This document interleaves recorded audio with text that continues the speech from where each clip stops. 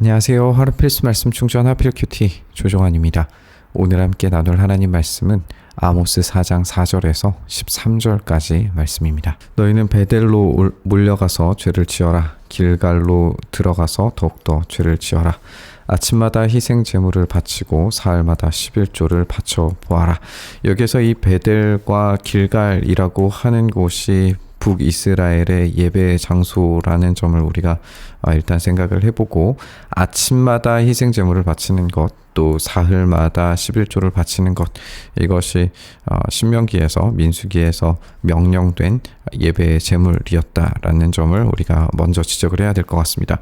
이렇게 하나님께서 예배를 드리라라고 하는 것은 정말 그 예배를 참되게 받으시길 원해서라기보다는 지금 아침마다 바치는 제물, 사흘마다 바치는 제물의 기능이 무엇인지를 하나님께서 고발하고 계시는 것으로 보여져요. 누룩 넣은 빵을 감사제물로 큰 소리로 알리면서 자원 예물을 드려봐라. 이스라엘 자손아, 바로 이런 것들이 너희가 좋아하는 것 아니냐라고 하나님께서 말씀하십니다. 그러니까 이것은 이스라엘 백성들이 좋아하는 것이지 하나님께서 좋아하시는 것이 아니에요. 왜 하나님께서 이 제물을 좋아하시지 않으시는가?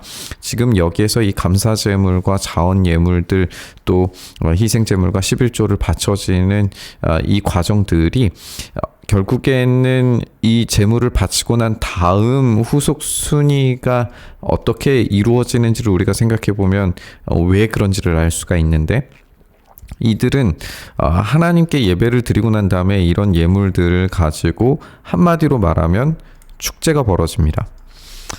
화목제를 우리가 생각을 하면 될 것 같은데, 화목제물을 드리고 난 다음에 그 고기를 함께 나누어 먹게 되죠.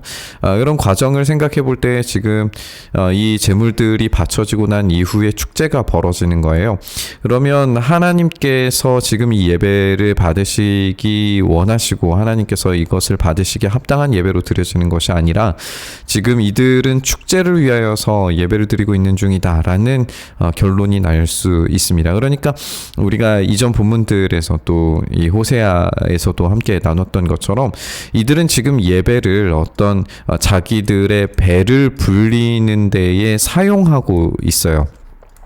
그래서 하나님을 예배하는 것이 아니라 자기네 배를 예배하고 있는 중이다. 사도 바울도 이런 표현을 쓴 적이 있었는데, 그들의 욕망을 위하여서 예배를 드리는 중이기 때문에 하나님께서 이 예배를 받지 않으실 거라는 거죠. 내가 너희가 사는 모든 성읍에서 끼니거리를 남기지 않고 너희가 사는 모든 곳에서 먹거리가 떨어지게 하였다. 그런데도 너희는 나에게로 돌아오지 않았다. 그래서 추수하기 석 달 전에 내리는 비도 너희에게 내리지 않았다. 또 내가 어떤 성읍에는 비를 내리고 어떤 성읍에는 비를 내리지 않았다. 어떤 들녘에는 비를 내리고 어떤 들녘에는 비를 내리지 않아서 가뭄이 들었다. 두세 성읍의 주민들이 물을 마시려고 비틀거리면서 다른 성읍으로 몰려갔지만 거기에서도 물을 실컷 마시지 못했다. 그런데도 너희는 나에게 돌아오지 않았다. 주님께서 하신 말씀이다. 지금 먹을거리와 마실 것이 문제가 되고 있는 걸 보게 됩니다. 먹을 것과 마실 것이 문제가 되는 상황에서 하나님께서는 계속해서 돌아오라 라고 말씀하세요.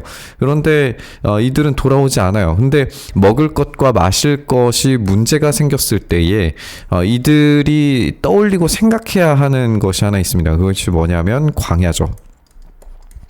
지금 이들이 출애굽해서 약속의 땅으로 들어간 이유는 이들이 예배자가 되어야 하기 때문이었어요. 그리고 하나님의 형상을 회복하는 것이 목적이었습니다. 그렇다면 이 예배자로서 하나님의 형상을 회복하기 위하여서 광야에서 부르심받은 존재라면, 지금 예배가 문제가 생기고 하나님의 형상은커녕 탐욕으로 가득 차 있는 그런 모습일 때에 이들은 광야의 삶을 떠올리고 기억해야 돼요. 하나님께서 그것을 위하여서 먹을 것도 문제를 삼으시고 마실 것도 문제를 삼으세요. 그런데 이들은 전혀 돌아오지 않습니다. 내가 입마른 병과 깐부기 병을 내려서 너희를 치고 너희의 정원과 포도원을 황폐하게 하였다. 너희의 무화과 나무와 올리브 나무는 메뚜기가 삼켜버렸다. 그런데도 너희는 나에게로 돌아오지 않았다. 여기서 이제 이 메뚜기가 삼켜버리는 이 먹을 것들은 이 황폐함의 상징이 되겠지만 또 다시 우리는 이 메뚜기 떼가 뒤에 이어지는 이야기와 함께 이집트에서 벌어졌던 재앙을 떠올릴 수 있어요. 그러면 이제 광야에서 경험했던 것 이전에 이집트의 재앙에서 어떤 일이 벌어졌는지에 대해서 하나님께서 똑같이 경고를 내리시면서 동일한 일들을 하시겠죠. 내가 옛날 이집트의 전염병을 내린 것처럼 너희에게도 내렸다. 내가 너희의 젊은이들을 칼로 죽였으며 너희의 말들을 약탈당하게 하였다. 또 너희 진에서 시체 썩는 악취가 올라와서 너희 코를 찌르게 하였다. 그런데도 너희는 나에게로 돌아오지 않았다. 이 이집트에서의 전염병과 같이 그리고 말들이 약탈당하고 썩는 악취 이런 것들이 이집트에서 있었던 재앙들을 떠올리게 만듭니다. 그런데 이 재앙을 경험하고서도 이집트의 삶을 떠올리지 않아요. 그래서 돌아오지 않고 있는 중이죠. 지금 북이스라엘은 그야말로 새로운 이집트가 되어버린 상태입니다. 그래서 하나님께서는 이 이집트, 이 억압하는 이집트, 착취하는 이집트, 하나님을 결코 경외하지 않는 이집트에 대해서 심판을 내리실 겁니다.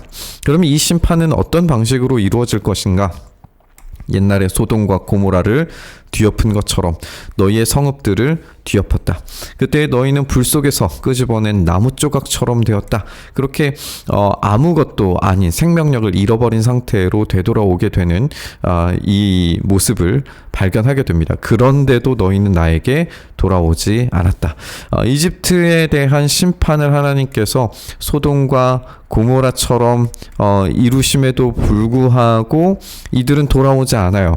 그러면 이제 소돔과 고모라보다 더한 심판이 오리라는 것을 이들은 예상을 해야 되는데 내가 너에게 다시 그렇게 하겠다. 내가 너에게 이렇게 하기로 작정하였으니 이스라엘아 너희는 너의 하나님을 만날 준비를 하여라. 이 만날 준비는 매우 두려운 종말적 심판이 될 겁니다. 그럼에도 불구하고 이들은 이것을 제대로 듣고 제대로 깨닫지 못하고 있는 상황이죠. 산을 만드시고 바람을 창조하시고 하시고자 하는 것을 사람에게 알리시고 여명을 어둠으로 바꾸시고 땅의 높은 곳을 밟고서 걸어다니시는 분, 그분의 이름은 주 만군의 하나님이시다. 지금 이런 일들이 벌어지는 이유에 대해서 이스라엘 백성들이 왜 이렇게도 하나님께로 돌아가지 않는지에 대해서 우리가 알 수 있는데 그 이유는 바로 이런 문제들이 왜 일어나는가? 바알에게 제대로 예배하지 않아서 라고 생각하고 있는 게 분명합니다.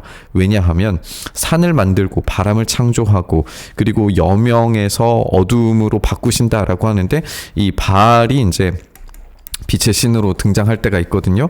그리고 땅의 높은 곳을 밟고서 걸어다니시는 분, 이런 것들이 다 이제 바알과 관계되어져 있는 표현일 수 있어요. 그러니까 이런 창조, 바람의 창조, 그리고 땅의 높은 곳을 밟고서 모든 것을 정복하시고 다스리시는 것은 바알이 아니라 하나님이시다라고 하는 선언이 지금 이 아모스 선지자에게서 나오고 있는 겁니다. 그러니까 이 바알에 대한 심판의 영역들이 지금 이 재앙들이 벌어지는 것과 연결되어져 있는 것을 우리가 보게 돼요.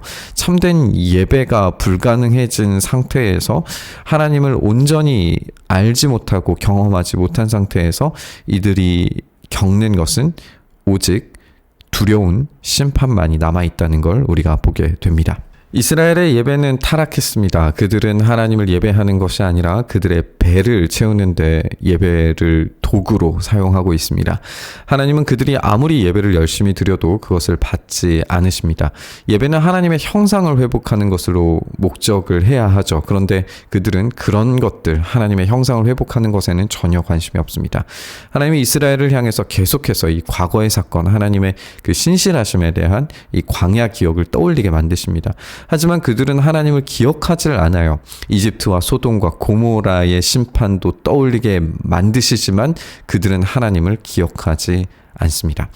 우리는 계속해서 하나님께서 이렇게 되돌아가도록 하는 이런 기억들을 제공하십니다. 우리에게도 마찬가지입니다. 성경을 읽는 것, 하나님이 어떤 일들을 해오셨는지에 대해서 우리가 살펴보면 우리의 이 되돌려진 기억 속에서 하나님의 은혜를 발견하고 하나님의 일하심을 발견하고 하나님의 방식을 배워야 하는데, 그것을 배우지 못하고 보지 못한다면 이스라엘의 실수를 반복하게 되어 있습니다. 계속해서 신실하게 일하시는 하나님의 사랑을 기억하는 자들만이 하나님께로 참되게 되돌아갈 수 있습니다. 오늘 우리가 하나님께 되돌아가기를 소망하고 또 결단하며 우리 묵상의 자리로 나아가시죠. 주님, 그렇게 우리가 주님께서 부르신 자리로 나아가게 하여 주시옵소서. 하나님께서 말씀을 통하여 끊임없이 우리 가운데 일하셔 오신 그 방식들을 우리가 듣게 하시고 보게 하시고 배우게 하셔서 우리의 삶에 하나님께서 일하실 때에 우리가 두렵게 그러나 신실하게 일하시는 하나님의 그 역사를 우리가 온전히 붙들게 하셔서 그 속에서 참된 하나님의 일하심 가운데 우리의 삶이 놓여질 수 있도록, 우리가 그 참된 복종과 순종의 삶으로 나아갈 수 있도록 은혜 더하여 주시옵소서. 이렇게 우리의 삶을 붙잡아 주시길 소망하며 우리 주님 예수님 이름으로 기도드리옵나이다. 아멘.